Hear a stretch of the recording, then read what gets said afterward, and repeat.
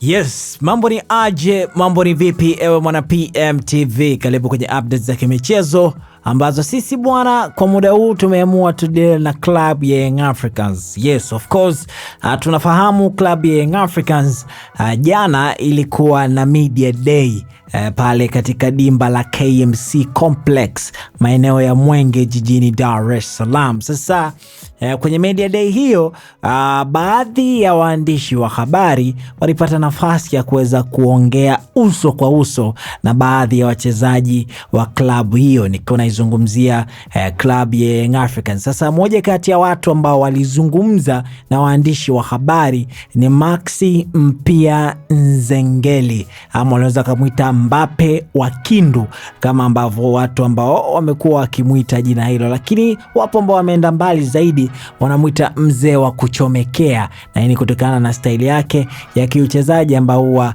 anaionyesha pale anapokuwa uwanjani, anakuwa amechomekea kama mwanafunzi fulani hivi. Sasa moja kati ya maswali ambayo aliulizwa Maxi Mpia Nzengeli ni kuhusiana na kiwango ambacho amekuwa anakionyesha msimu huu. Watu wengi wamekuwa wakifananisha kiwango cha msimu huu na kiwango cha misimu miwili iliyopita, wakati Maxi Mpia Nzengeli akiwa na perform katika level kubwa mno. Sasa baada ya Maxi kuweza kuulizwa na waandishi wa habari pengine nini ambacho kimechangia kiwango chake pengine kushuka, kwanza Maxi alisema amecheza mechi nyingi sana, ijapokuwa anasema hajachoka kiasi kile, lakini ni kawaida kwa mwanadamu pale ambapo anacheza kwa muda mrefu ama kwa kiasi kirefu, basi mwili kuna namna huwa kidogo unashuka, lakini pia unarejea katika hali yake ya kawaida. Lakini pia aliulizwa utofauti wa kikosi wakati yeye anaweza kujiunga na klabu ya Young Africans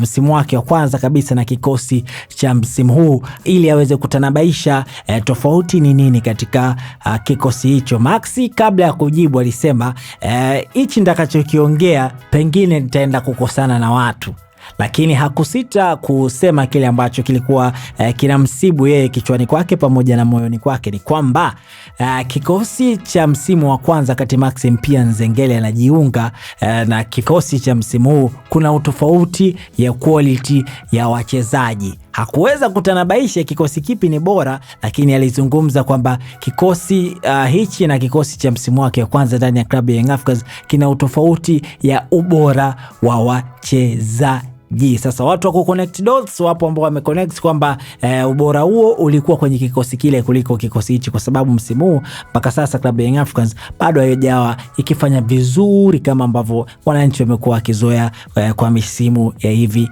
karibuni. Sasa wewe pia unayo fursa ya kutuachia komenti yako hapa, ni nini ambacho umeng'amua kutoka kwa kauli hii ya Maxi Mpia Nzengeli, Mbappe wa Kindu ama unaweza kumuita mzee wa kuchomekea. Lakini wakati unaacha komenti yako hapo, usisahau kwamba PMBet ndio sehemu pekee ambayo unaweza ukafanya bashiri zako na usiishie kupata pesa peke yake, bali ukaingia kwenye draw ya kushindania Toyota IST ambayo inatoka kila baada ya wiki 5.